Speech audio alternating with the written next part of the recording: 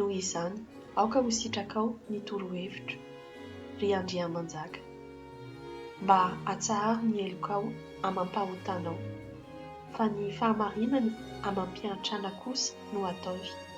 Angamba ho halavaina ihany ny fotoan-kiadananao.